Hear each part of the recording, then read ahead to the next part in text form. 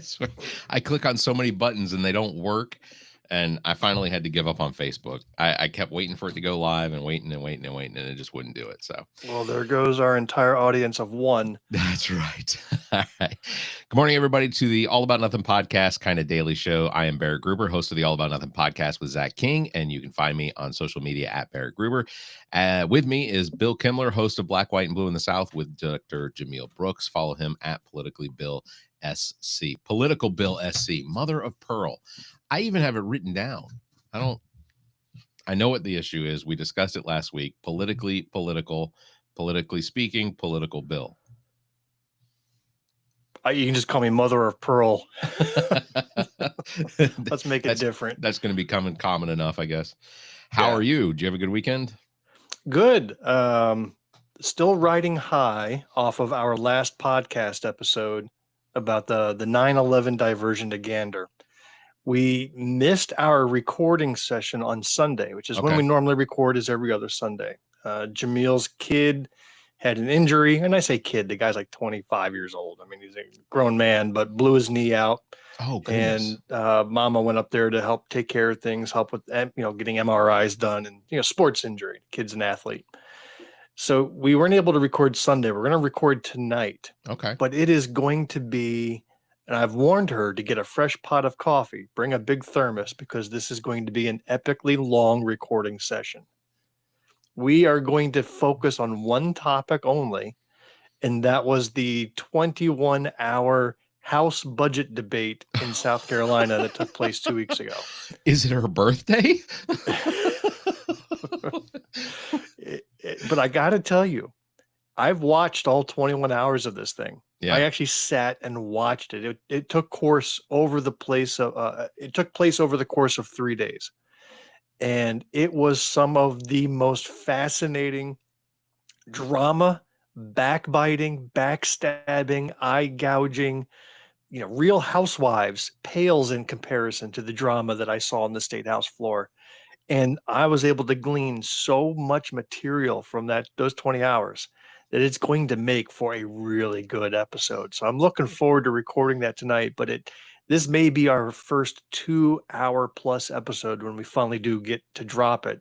And we just can't break this up into two parts. This has to be one long part because you got to go through the marathon yourself. Goodness. Well, that's exciting. I'm excited. That's exciting. My my weekend was less, well, not less exciting than that. Although I guess a different kind of excitement. I don't know what happened, but Friday night into Saturday morning, I woke up with an awful stomach bug, just vomiting, and then the other end, it was I don't throw up. Like I will do everything in my power to avoid throwing up.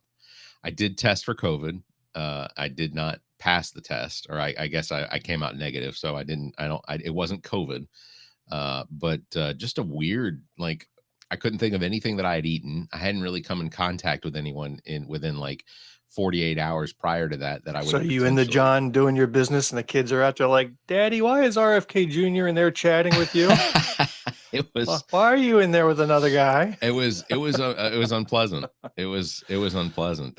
Throwing up. That's honestly one of the most humbling experiences, I think, because I mean you're on your knees. If you're prepared enough, you're on your knees, and I guess the thing that I go back to the several times that I did have to be on, at the toilet, was in my head, when was the last time that I cleaned this thing? And now my hands are, around the sides of it. My head is basically inside it to prevent as much splashback as possible. Who was that celebrity that was at an NBA game and he threw up right there in the front row? He had to be wheeled out in a wheelchair. It happened just last week. His name's escaping me. But he was on national TV upchucking right there at an NBA game. I figured, well, that's got to be a low point. I mean, I don't know if it was a bug or what, but like you said, if you were lucky, you make it to the bathroom. He was lucky and made it on national TV.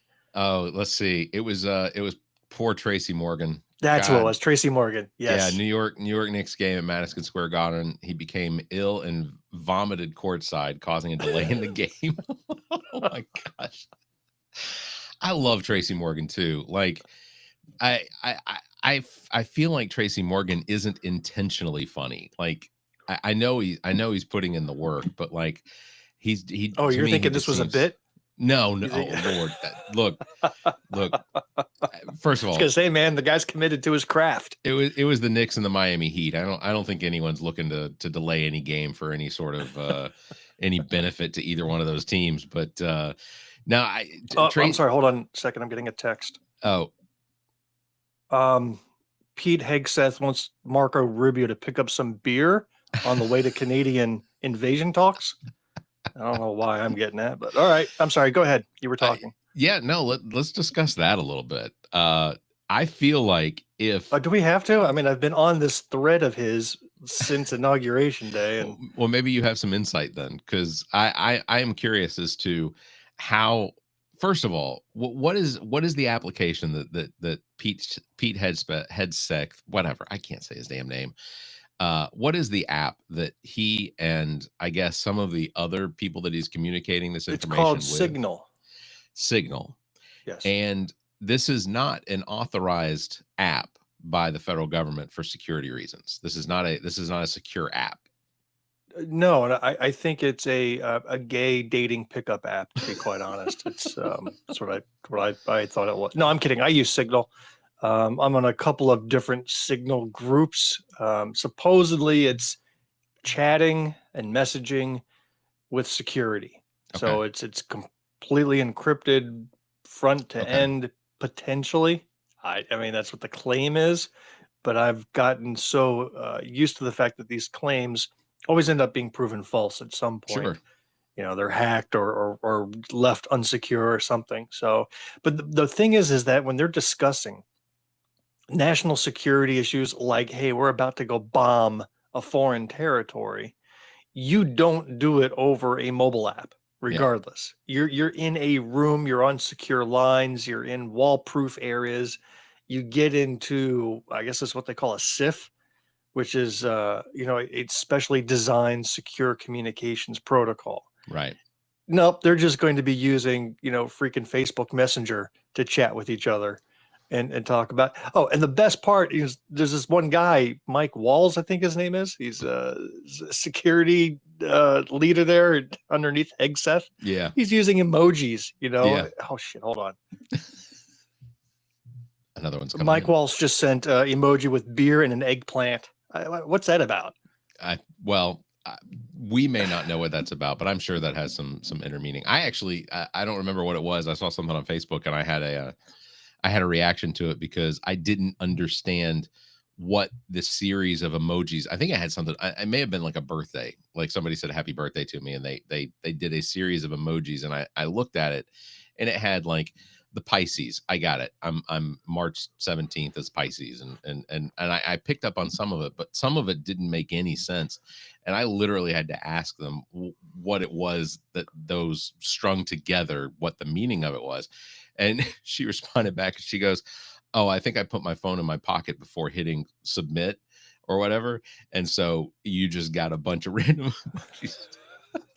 And they're deciphering it like it's the Rosetta Stone. I gave it a good what does this mean? Yeah, I gave it a good 15, 20 minutes of thought. Like I was, because there was a game show on at one point, I think after midnight, where they would do that, where that was part of the game, is that they would give you a string of emojis and you were to decipher what those emojis meant. The best answer won, or you were supposed to make it funny. Well, here's a leader of one of the world's largest and most powerful military complexes, and he's sending a message in this group chat that was a fist, like this. Yeah, like a fist, American flag, and a fire symbol. Like he's texting like he's a 14-year-old boy. Oh, we're so lucky. And I'm thinking we're screwed. I mean, right now, we could be invaded by some island nation. I mean, I wouldn't even be nervous because you got these Keystone cops in charge. Well, yeah, Samoa. What are some of the top countries that you would be okay with being? Oh yeah, yeah. Invaded American by? Samoa is going to conquer us, and we're going to become Samoan America. That's fair. You know, That's a good one. I'd take Ireland. I mean, I would be fully compliant in an Irish takeover. What's another one? The fictional country of Sokovia from the Avengers. I'd be okay with the Sokovia takeover. Wakanda be great. I'd be all right with that. I feel like, and the worst part of it is that if any of this had happened under the Biden administration, if any of it, if the defense secretary had been texting someone, plans for their attack on Yemen, and those had gotten to the Atlantic author and publishing, then then the likelihood is that the GOP or the Republicans would have this to run on for the next 10 years. Like, this would be the story that they hold would on, I'm talk getting about. another text. Okay. All right. Apparently, there's a crisis at the White House. Our president has wandered naked into the streets and is lost. So they're putting out an APB for this guy. Oh, there's no way they're not going to find him. I mean, none of those buildings in Washington are taller than the State Puft Marshmallow Man, so they'll be able to see him from the rooftops. They'll be fine. Yep. But it absolutely, it would be the running story. Like, Fox News would run on that for the next 6 months, and it would just be the complete lack of leadership. The fact the most embarrassing thing is watching elected U.S. congressmen and women put up explanations and put up defense of this. And even online, you're looking at the MAGA people going, "Oh, don't you guys know a PSYOP when you see one?" They're intentionally included him to see if he would leak, like this was a grand scheme to entrap the journalist from the Atlantic. Yeah, that's how we test our reporters. That's how we verify, just how it is loyal they are. embarrassing from the top to the bottom, and I don't get it. I don't get it. It's good thing we got rid of this DEI and hired these positions based on merit. We're just dripping with merit. Can't you feel it? Look at all that merit. It's so weird. Hey, I think there hasn't been any announcement, and I know we're live on TikTok right now. There hadn't been any announcement as far as what's coming up, but TikTok is supposed to be shut down again on April the 5th. That is the point at which TikTok is supposed to end, and I'm not hearing a whole lot of people talking about it. I'm going to get a little nerdy here. From the reports that I've seen, Oracle is in the lead to take over TikTok USA. Now, whether ByteDance is accepting it, who knows? They've been very quiet. So ByteDance hasn't been saying a peep, but it looks like Oracle is the lead. The CEO and founder, Larry Ellison, who's a buddy of Trump's, is in the lead. It's no surprise. But, I live in the tech world and I know a bit about Oracle, and I've seen how Oracle implementations have brought entire local governments to their knees because it's such a difficult system to implement. But from my personal experience, Oracle bought Java.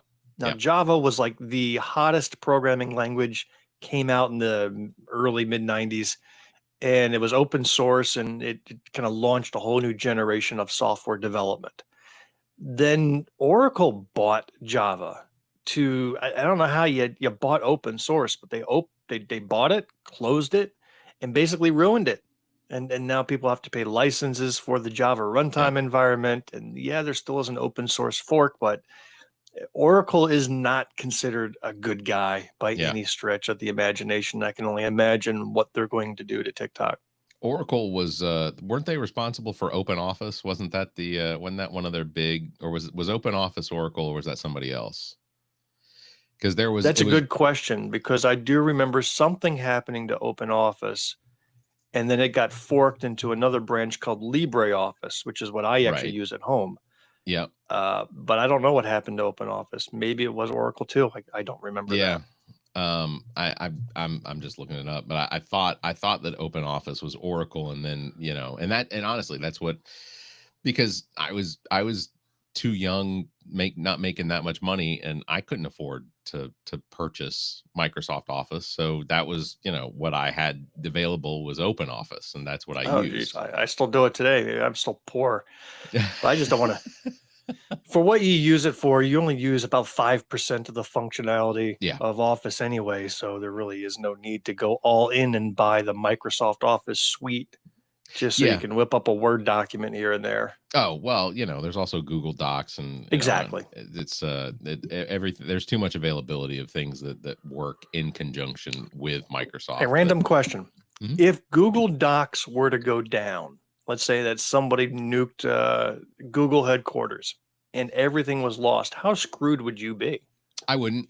I don't have a lot stored. I've got some spreadsheets that I've created that are on my Google Documents because I share those with, other people in the podcast and things like that. Zach and I have discussions that we go back and forth with and such. But for the most part, it'd probably be fine because I also offload all of them, so I save them on my.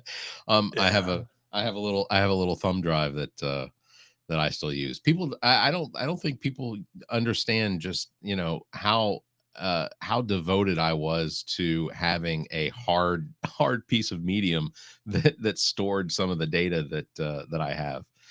Because I was always concerned that the hard drive could crash or whatever. Man, when they came out with solid state drives, that was it for me. I was like, this is a game changer. I don't ever have to worry about a magnet, putting a magnet too close to one of my hard drives and having it flash it completely blank. No, this is magic. This is the future. Yeah. No, I'm always a little concerned with storing things in the cloud or storing things on a hard drive, just because I came from that generation where, when I was in school, when we worked off a little 3.5-inch diskettes, like we would go into the computer lab at school, and the first thing they would do, they'd say, "All right, clear disks," and we'd have to walk over to this literally just a block magnet that she would flip a switch on, and you'd hear it start humming, and then you would take your diskette and you'd rub it on there, and it'd be blank. That explains why your entire generation is sterile. Yeah. The cancer and the whatever, Marching little kids past powerful magnets that cannot end well. That and staring at the microwave while it was heating up whatever Stouffer's you were eating. Yeah, 100%. We're all affected. We're in the same generation. No, we're not. I came pre all that technology. Well, it came along. It came along in my teens. That was when it was before I graduated from high school that the computer age really. We didn't have the internet when I started in high school. That wasn't a thing. We had an old IBM compatible, and I think I want to say it was a Tandy. That was we booted up with 5 1/4 to whatever application we were going to use. So if I was having to write a report or something for school, then I'd have to boot up the word processor, and it would boot up, and then What was your first home computer? Do you recall? I don't remember exactly, but I'm pretty sure it was a Tandy. It was a PC. It was a Tandy something. Okay. And I want to say that, and my mother could probably correct me on this, but I think they spent probably $3,000 or $4,000 on this thing. Yes. So ours was a Timex Sinclair 1000. Oh. And a 1000 meant 1K, 1,000 bytes of memory, right? And my dad dropped a couple $100 and bought a 16K memory expander. Yeah. Which was like a huge deal. But this was a self-contained computer. The keyboard were like these little push buttons. Like you didn't actually have a clicky keyboard. It was more like a pad that you could push. So it was a very small computer. You hooked it up to your black and white TV, and you loaded and saved your programs on cassette tape. So you'd hook up your tape recorder to it, and it would save and load programs. But it had BASIC that you could write programs in and create little games and do what have you. But that was a pretty penny to get that Timex Yeah. Sinclair 1000. Yeah. And I remember as a little kid, I was riveted by it. And for all the failings my parents may have had, they kept the kids on the cutting edge when it came to home computers. Yeah. Now, we still had the Atari 2600 for Yep. gaming. My dad wouldn't put in for Intellivision or ColecoVision. You know, we were still the poor kids with the Atari. We had the Atari. Yeah. It was in fact, one of the things that I remember, that iconic dot matrix printer that printed, I think it printed at 1 page every 2 minutes. Like if it was a full like page of text, right, double spaced, whatever, like it was just a zzz. Oh, I still have some of my middle school and high school papers that I wrote and printed on dot matrix. It's adorable. The sound was like, the biggest relief in the world was when you hit that enter button to print and you can hear the printer going off and you're like, that's a sweet sound of accomplishment. Yeah. It's kind of like the washers and dryers used to be. You knew when the dryer was done because it would come to a full stop or whatever. The house would stop shaking. Yeah. Your all of your efforts for the last 6 hours were complete, and that was the final moment when everything was good. We that dot matrix printer, I could, from my bedroom, which was across the house, I could hear that noise whenever. And I always, and like, I don't even remember some of the things. I mean, I guess it was school reports and things like that, but I had friends that would come to school with like a stack of still uncut perforated paper that they would just go through of the things they printed, only to find out. Oh, I'm sorry. I'm getting another text message here. We need to know what this one says. All right. Hegseth is asking the guys if they picked up any, and that's a crab emoji from the Mexican trip. I don't know what that means. The hell? Look, it's not only is it the dumbest timeline, but it's also apparently the most infected timeline.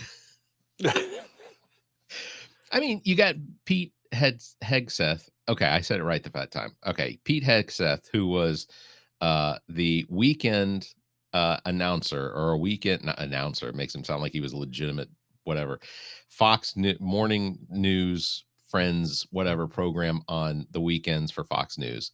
You have the guy that is who's the guy that was on Road Rules, or he was Real World MTV. I don't know. I know the guy in charge of transportation. The transportation secretary. He was another reality star show. Yeah, or show star. I do want to. Do you watch any of the White House press secretary? I guess news conferences. Do you watch any of those? No. I had a conversation, I think, with somebody this weekend that I asked, because there is you either have to be just a fantastic actor to be able to sit up there and say some of the things that this woman says, and I can't remember her name, but regardless, she spews out information, and her defense of what it is that she's saying to these reporters is just, it's almost Academy Award winning, because what she's saying is stupid. At least half of MAGA has to be listening to this and going, that is the most absurd thing I've ever heard. I'm going to go along with it because I'm comfortable with it. But like, there's that she's the reporter's asking questions. She's so defiant. I mean, it's not quite like, Spencer or whatever, the guy that was with Trump in his first term, but like, I'm just enamored by how they stick to the line so infinite. I mean, they don't step away from it at all. It's pointless.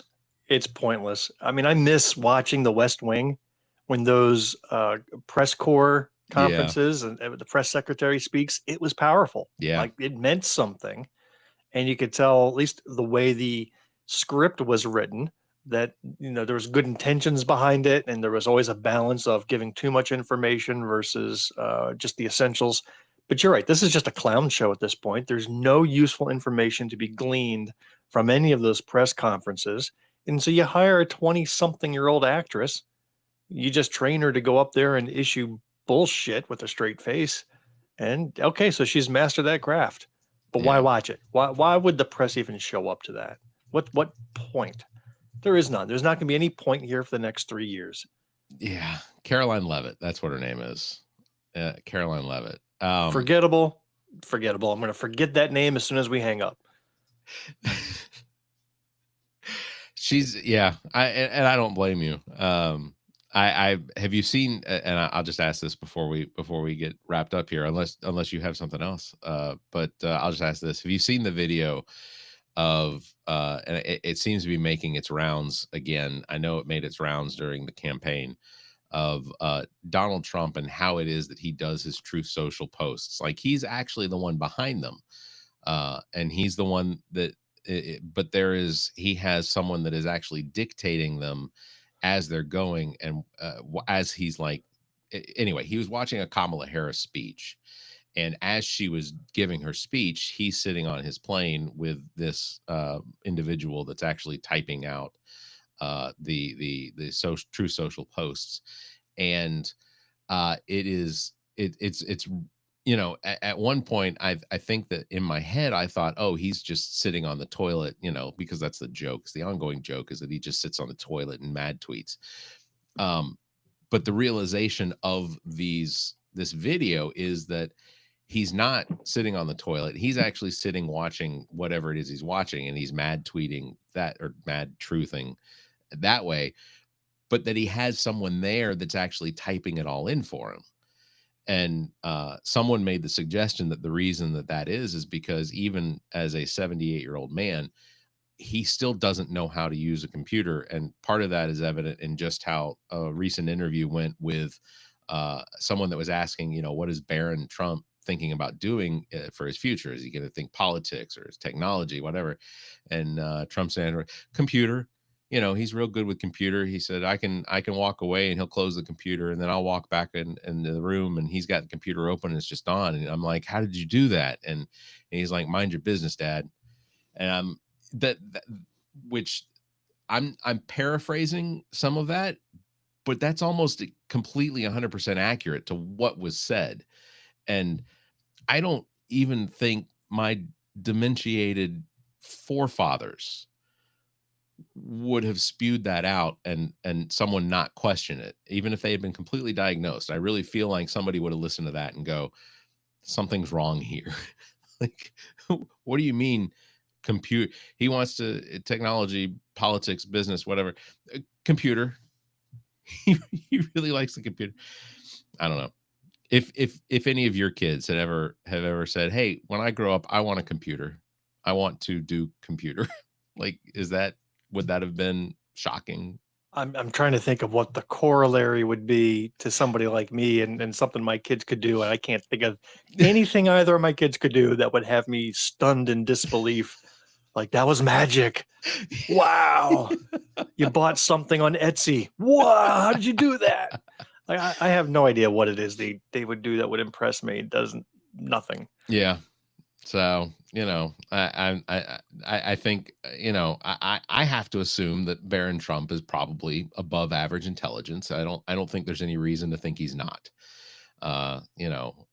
Having children at the age of 60 is not absurd anymore, as long as, everyone's healthy.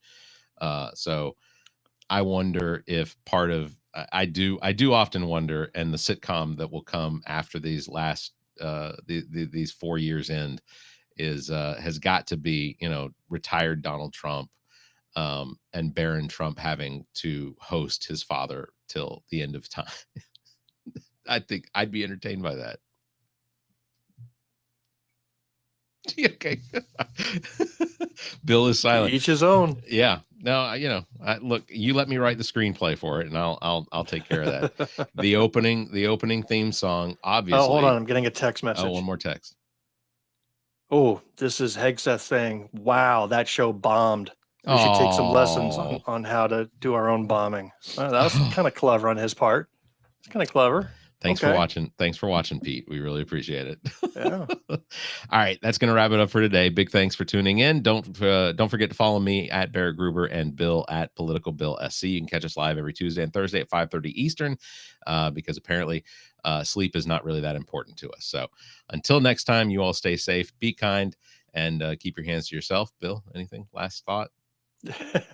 No, just take your hand off of me, please.